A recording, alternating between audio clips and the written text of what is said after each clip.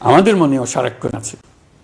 আপনারা লক্ষ্য করেছেন, নির্বাচন আয়োজনের লক্ষ্যে আমরা প্রয়োজনীয় পদক্ষেপ নিতে শুরু করেছি। কয়েকদিনের মধ্যে নির্বাচন কমিশন গঠন হয়ে যাবে। তারপর থেকে নির্বাচন আয়োজন করার সমস্ত দায়িত্ব তাদের উপর বর্তাবে। নির্বাচন কমিশন ভোটার তালিকা হালনাগাদ সহ আরও কিছু কাজ শুরু করে দিতে পারবে, যা একটা অবাধ নির্বাচনের সাথে সরাসরি সম্পৃক্ত।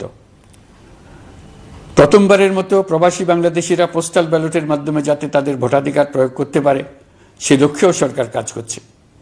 তবে আমরা মনে করি না যে একটা নির্বাচন কমিশন গঠন করে দিলেই নির্বাচন আয়োজনে আমাদের দায়িত্ব শেষ। রাষ্ট্র ব্যবস্থায় সংস্কার আমাদের এই সরকারের অন্যতম অঙ্গীকার। আপনারাই আমাদেরকে এই ম্যান্ডেট দিয়েছেন। যেই 6টি সংস্কার কমিশন আমরা শুরুতে গঠন করেছিলাম, তারা ইতিমধ্যে তাদের কার্যক্রম অনেক দূর এগিয়ে নিয়েছে। বিভিন্ন গণমাধ্যমে আপনারা তাদের কার্যক্রমের আপডেটও দেখছেন। কয়েকটি সংস্কার কমিশন ডিজিটাল প্ল্যাটফর্ম গঠন করেছে। আমার অনুরোধ, আপনারা এই প্ল্যাটফর্মে উৎসাহ সহকারে আপনাদের মতামত জানাতে থাকুন।